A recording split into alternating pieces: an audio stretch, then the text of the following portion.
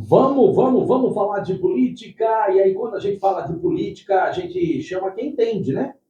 Quem analisa os fatos, quem estuda o tema, que é o Jackson Alvim, cientista político, já há muito tempo aqui junto com a gente, para poder falar a esse respeito. Bem-vindo, Jackson, mais uma vez, né? Bom dia, Marquinhos. Bom dia, ouvintes da 98 FM. Então, mais uma vez, depois de 2 semanas aí, né, sem participação, a gente está retornando para falar um pouco da política e de tudo que aconteceu nesse período aí, nesse tempinho que a gente ficou fora, né? E agora em 87,7 na frequência modulada, o FM, né? Você voltando agora na programação já com a nova frequência para Porto Belo e também parte do município de Itapema. Desde 1998, a Rádio 98, que leva esse nome, está ao lado da comunidade e é interessante você sempre estar presente porque você tem uma visão do que a gente às vezes assiste na TV, ouve no rádio, lê, as fake news. Com toda certeza. Vamos começar aí com esse problema diplomático que está acontecendo entre Estados Unidos e Brasil, e aí você pode depois até esticar para os o Brasil e a Argentina. Isso, a gente vem vivenciando aí nas últimas semanas essa crise que começou até com a visita do Javier Milei, né, presidente da Argentina, que veio ao Brasil participar das convenções do agora candidato Flávio Bolsonaro à presidência da República, e ali ele fez algumas... foi bastante contundente, né, nas críticas, né, ao presidente Lula, e isso repercutiu também na imprensa da América Latina, na imprensa brasileira, né, a forma como Milei se manifestou a respeito do presidente Lula. E aí, não bastasse isso, em uma entrevista também na Argentina, ele voltou a repetir as agressões, isso acabou causando ali uma crise diplomática e a determinação pelo governo brasileiro da retirada, né, do embaixador brasileiro na Argentina. Então ele sai da Argentina, fica apenas com representante do comércio lá nessa relação diplomática, que é uma sinalização diplomática de uma mudança, né, digamos assim, no patamar da diplomacia entre os países, né, países que há muito tempo são parceiros, mas que com essa crise diplomática acabou se afastando. Aí, claro, surgem vários questionamentos, né, quanto à forma como Milei se manifestou a respeito do presidente Lula, de ter vindo até aqui, né, fazendo campanha, vamos botar assim, entre aspas, para Flávio Bolsonaro, mas é importante a gente lembrar também que no passado, o próprio presidente Lula esteve na Argentina e fez campanha contra Javier Milei, né? Então agora está meio que devolvendo na mesma moeda. Então, assim, temos que entender que essa situação de dar pitaco em eleição no país vizinho, ela sempre vai causar um desconforto e uma hora o mundo gira, né? O mundo gira e as coisas podem se inverter. Então, Javier Milei está devolvendo aquilo que o próprio Lula foi até a Argentina e fez contra ele nas eleições lá na Argentina. Quanto aos Estados Unidos, uma outra situação também que a gente vem vivenciando dessa crise diplomática foi o cancelamento do visto da embaixadora brasileira nos Estados Unidos, né? E aí acusando o Brasil, os Estados Unidos acusam o Brasil de demorar na aprovação do nome indicado para embaixador americano no Brasil, que seria Daniel Pérez. Aí a gente tem alguns pontos que devem ser discutidos nesse assunto também, é interessante a gente prestar atenção. Por quê? Nessa tramitação, sempre que existe esse processo de indicação de um embaixador, geralmente é um processo que acontece em sigilo. É mais ou menos assim. Vamos imaginar que os Estados Unidos queria enviar o nome do embaixador para cá. Em sigilo, ele passa esse nome para as autoridades brasileiras para que elas possam investigar esse nome, analisar o nome e dizer, não, ok, a gente aceita esse nome. E aí, depois, eles mandam, então, esse pedido formal, né, essa indicação formal desse nome para o governo tramita isso para o Senado avalia e aprova o nome, e aí lá nos Estados Unidos, né, por exemplo, no país de origem, também vai para o Senado e aprova o nome lá do embaixador e aí fecha-se o processo. O que aconteceu é que não houve essa consulta sigilosa por parte dos Estados Unidos, eles indicaram abertamente o nome de Daniel Pérez e o Brasil ficou segurando essa indicação, né, segurando essa indicação de encaminhamento para o Senado, porque não concorda com alguns posicionamentos do Daniel Pérez.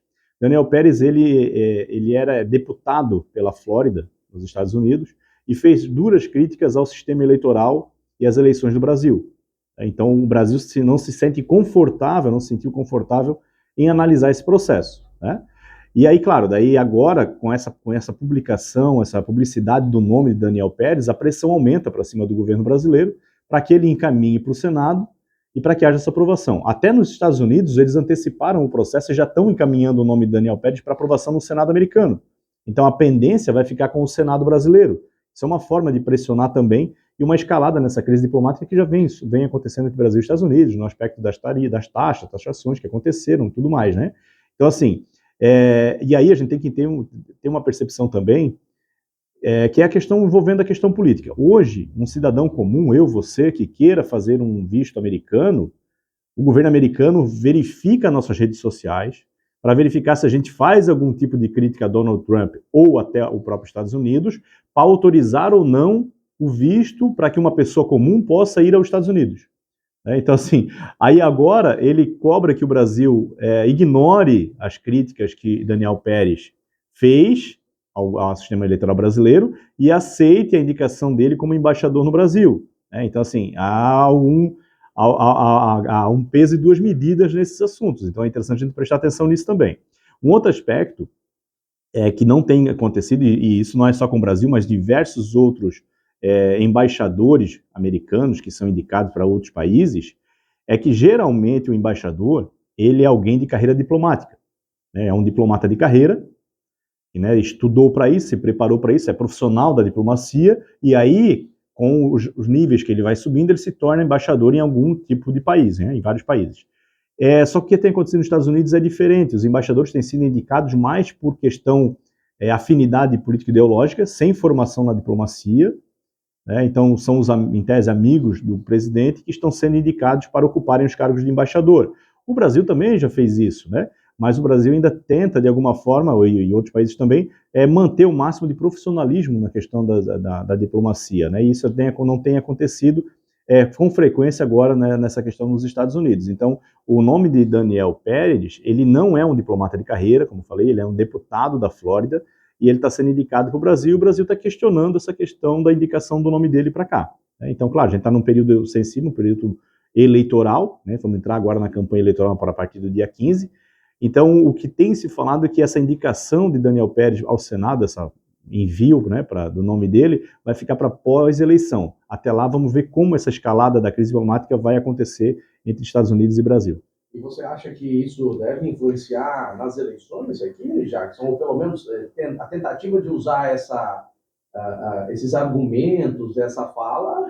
Com certeza isso vai acontecer, é mais um capítulo nesse embate político-ideológico entre Estados Unidos e Brasil. Então, assim, dentro desse contexto eleitoral, sem dúvida alguma que tudo isso vai acontecer e vai ser usado tanto pela direita quanto pela esquerda para tentar, de alguma forma, fortalecer os nomes daqueles candidatos, né? Falando de uma perseguição político-ideológica, outros falando de proteção e nacionalismo. Então, isso tudo vai acabar sendo discutido, sem dúvida alguma, e vai estar dentro do debate político nas próximas eleições que estão se aproximando agora. Bom, falando em eleições, foi anunciado aí vice do Flávio, chapa pura, anunciado Lula também como candidato ao PT, que eram os principais nomes. Isso, desde que a gente teve aqui na última participação, a gente falava das convenções, as convenções aconteceram, e agora a gente tem um período até 15 de agosto que alguma coisa pode mudar ainda, né? Pode haver mudança até 15 de agosto, que é quando começa realmente a propaganda eleitoral. Mas o que a gente tem hoje definido, então, nas chapas que foram, né, as principais, digamos assim, Lula e Alckmin, né? Então a gente tem ali o PT e PSB mantendo o que já existia na eleição passada, a mesma chapa, composição. Caiado e Kassab, PSD, chapa pura. Zema e Eduardo Girão, chapa pura do Novo. E aí a gente tem Renan Santos e Haroldo Medina, chapa pura do Missão. E Flávio Bolsonaro e Alfredo Gaspar, que foi anunciado como vice, também chapa pura do PL. O que a gente percebe aqui é que os partidos do Centrão, né, chamado Centrão, União Brasil, MDB, PP, eles permaneceram neutros, diferente das eleições de 2022. Então, assim, a gente vê muita composição de chapa pura, né, que a gente viu, os partidos não conseguiram coligar, e estão saindo sozinhos, né? O que surpreendeu foi realmente essa composição do Flávio Bolsonaro, que era uma expectativa de que ele pudesse escolher uma vice, né, mulher, para sua composição, tendo em vista a dificuldade que ele tem apresentado nas pesquisas eleitorais, principalmente no público feminino, e aí, contrariando a isso tudo, ele vai lá e escolhe Alfredo Gaspar, que é deputado federal do Alagoas, né? É importante a gente falar e mostrar uma situação que muitas vezes passa despercebido também. Alfredo Gaspar, ele era promotor de justiça no estado do Alagoas, né? Foi secretário de Segurança Pública, e aí agora foi agora deputado federal. Ele estava no União Brasil até março de 2026. Ele vem para o PL a convite de Flávio Bolsonaro para que ele fosse o candidato do PL ao Senado em Alagoas. Então ele seria apoiado por Flávio Bolsonaro em Alagoas. Acontece que lá em Alagoas a gente tem uma disputa muito acirrada por alguns já conhecidos políticos brasileiros. A gente tem, de um lado, Renan Calheiros, político do MDB, né, que está concorrendo ao Senado em Alagoas. Arthur Lira, que foi presidente da Câmara dos Deputados, também de Alagoas, né, candidato. E teria Alfredo Gaspar, do PL, também disputando essa corrida. Lembrando que a gente só tem 2 vagas ao Senado. Então, Renan Calheiros lidera as pesquisas ao Senado no Alagoas, e atrás dele estava Arthur Lira e Alfredo Gaspar numa disputa acirrada. Então, o que acontece? O que se tem falado é que a escolha de Alfredo Gaspar, ela teve também um viés de cumprir um acordo com Arthur Lira, que foi presidente da Câmara e teria tido um acordo com o Bolsonaro, de que não haveria nenhum candidato do PL ao Senado em Alagoas. E o Alfredo Gaspar vinha disputando palmo a palmo com Arthur Lira essa segunda vaga, essa segunda cadeira ao Senado em Alagoas. Com a retirada de Alfredo Gaspar para ser vice de Flávio Bolsonaro, o caminho fica livre e muito mais tranquilo para Arthur Lira conseguir a segunda cadeira no estado do Alagoas. Então essa escolha tem sido apontada como uma possibilidade de um acordo, né, cumprimenta ali, respeitando um acordo que existia para que não houvesse candidatura do PL em Alagoas, né? Então essa sinalização traria Alfredo Gaspar. Agora vamos ver o lado positivo dessa indicação, né? O que poderia ser, o que é bom para Flávio Bolsonaro nesse sentido é porque Alfredo Gaspar tem experiência na segurança pública, né? A segurança pública é um tema que vai ser amplamente discutido nas eleições, sem dúvida alguma. E isso pode fortalecer essa imagem de que vai ter algum tipo de proposta relacionada à segurança pública com a imagem de um vice que tem experiência nessa situação, que foi promotor de justiça, foi secretário de Segurança Pública do Alagoas. Então, isso é um lado positivo da escolha de Alfredo Gaspar. Mas, ao mesmo tempo, claro, é da região Nordeste, que também fortalece a presença de Flávio Bolsonaro naquela região, né? Mas, assim, também é percebida como uma falha estratégica por não ter sido escolha de uma mulher num público que, principalmente, o Flávio Bolsonaro tem dificuldade de conseguir votos. Então, talvez isso que fica esse questionamento na escolha dele. E aí, por trás disso tudo, essa possibilidade desse acordo envolvendo Arthur Lira e essa disputa, né, ao Senado em Alagoas. Bom, agora são 9h01. Você está ouvindo aí Jackson Laurindo, cientista político, com uma análise de um resumo da política semanal, como a gente tem o hábito de fazer aqui nas sextas-feiras. Para você que acompanha as notícias, seja aí na TV, seja no rádio, seja através de um jornal impresso, através dos aplicativos, recebe no WhatsApp, e aí ele vai analisando isso, né, como cientista político, o que isso pode significar para as eleições deste ano e o cenário. O que mais, Jackson, que a gente vai trazer aí para o ouvinte? Interessante que aqui em Santa Catarina também teve as definições, né, das convenções, as candidaturas, e aí chama a atenção que a gente tem aqui, aproximadamente em Santa Catarina, a gente teve 3 candidaturas posicionadas à direita, né, e 5 candidaturas posicionadas à esquerda. Claro que candidaturas menores, né, partidos menores, mas é interessante a gente ver que, se a gente fosse falar em número de candidaturas, né, a esquerda em Santa Catarina teria mais representações. Então, o que a gente tem hoje definido aqui em Santa Catarina das 8 candidaturas ao governo do Estado? Jorginho Melo, né, tentando a reeleição, governador Jorginho Melo tentando a reeleição com o PL, junto com Adriano Silva do Novo. A gente tem João Rodrigues, do PSD, com Carlos Chiodini, do MDB. A gente tem Marcelo Brigadeiro, do Partido Missão, com Coronel Rodrigues, também do Partido Missão. Aí a gente tem Gelson Merizio, do PSB, com Ângela Albino, do PDT, de vice, né? Marcos Sodré, do PSTU, com professora Tati, do PSTU também. Ralph Zimmer, da Federação PRD Solidariedade, sem vice definido ainda. A Laís Schaud, da Unidade Popular, com a vice Natália Mello, também da Unidade Popular, e Bruno Dias, do PCO, com Jair Fernandes, do PCO. Então, assim, a gente vê candidaturas pequenas, partidos pequenos que vão tentar, de alguma forma, se posicionar, né? Mas o que a gente tem aí hoje, realmente, os três principais pré-candidatos de maior quantidade, significativamente nas pesquisas, uma disputa mais acirrada, realmente ali Jorginho Melo, João Rodrigues e Gelson Merizio, né, que vem aí nessa disputa que a gente vai acompanhar nas próximas semanas, que deve começar a propaganda eleitoral, e hoje já podemos chamá-los de candidatos, até então a gente teria que chamá-los de pré-candidatos antes da convenção. A campanha a partir do dia 16. Dia 16, até dia 15, então dificilmente haverá alguma mudança, né? E aí chama atenção também, que a gente tem acompanhado nas redes sociais, não sei se vocês perceberam aí, é que aquela disputa pelo Senado continua acirrada, né? Aquela treta ali também entre a deputada Ana Campanolo e a candidatura de Carlos Bolsonaro tem repercutido ainda, né? Essa semana a deputada Ana Campanolo participou de entrevistas na qual fez duras críticas a Jorge Seife, né? Ao senador Jorge Seife, mas ao que tudo indicava, ela estava mirando mesmo era o questionamento da candidatura de Carlos Bolsonaro. Né? E aí, de posterior a isso, vem um outro vídeo aí repercutindo na internet, né, dela durante a gravação de propaganda, de material para a campanha eleitoral do vice-prefeito de Itajaí. Quando foi pedido apoio para o Carlos Bolsonaro, ela acabou, né, pedindo para não participar do vídeo, né?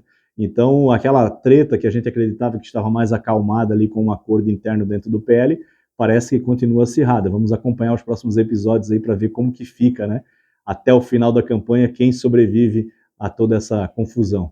Bom, aqui na região, alguns candidatos que já eram conhecidos da gente, franco favoritos a concorrer, foram indicados, né, Jacques? Isso, a gente teve o ex-prefeito, ex-deputado Emerson Steiner também concorrendo, a deputada Paulinha também, né, que também já é conhecida da nossa região aqui, também se confirmando como candidata agora, né, e aí trabalhando com essa questão, principalmente do voto regionalizado, né, a importância que isso tem também para nós aqui na região como um todo, né, porque essa proximidade muitas vezes com o político ela é muito favorável, né, para a região. A gente sabe que quando o político está lá sentado na cadeira que tem as emendas, ele costuma direcionar para a sua região, para o seu nicho eleitoral, né, isso faz parte todo do jogo, né, então assim, ele recebe muitas vezes voto do estado inteiro, né, mas essa alocação de recursos, às vezes ela é direcionada para aquela região dele, aquela região onde o eleitorado dele é mais significativo, isso faz parte, né, então assim, a gente torce para que a nossa região consiga, né, ter seus representantes eleitos para que a gente possa, de alguma forma, rever isso revertido em obras aqui para a nossa região, e tanto precisa em diversos aspectos que a gente tem diversos problemas acontecendo aqui e que a gente precisa de recursos de políticos que lutem, né, por essas situações que a gente enfrenta. Só me explica, o Emerson é estadual? É estadual, isso, federal, isso. Né? O Emerson vai a deputado estadual, concorre a uma vaga à Assembleia Legislativa, enquanto a Paulinha disputa uma vaga na Câmara Federal. Sobrou algum assunto aí que a gente princípio é isso. Era isso? Vamos deixar para a próxima agora. Vamos deixar para a próxima? Bom, desejo para você um excelente final de semana, leva um beijo para a família. Obrigado mais uma vez por ter vindo aqui aos estúdios, esclarecer os ouvintes aí e os nossos, aqueles que nos assistem, então podemos falar telespectadores através do canal do YouTube, aqueles que nos acompanham nas redes sociais. Quem quiser acompanhar o Jackson Laurindo, sempre tem uma pitada lá na rede social. Né? Às vezes a gente faz algum tipo de provocação lá, né? Pode seguir nas redes sociais, no Instagram, Jackson Laurindo, a gente está por lá. E desejar a todos aí um ótimo final de semana e um feliz Dia dos Pais, né? No domingo, para que aqueles que têm a graça de ser pai possam estar comemorando esse dia. Muito bem, esse foi o Jackson Laurindo, fechando por aqui a edição do Jornal da 98, nesta manhã.